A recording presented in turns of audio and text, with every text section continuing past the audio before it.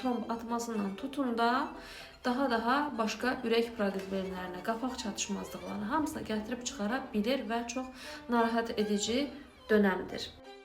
Və gəlirik son mərhələ. Son mərhələ isə siflisin 4-cü mərhələsidir. Bu mərhələdə artıq mərkəzi sinir sistemi, yəni baş beyin və onurğa beyninə tutulumlar başlayır.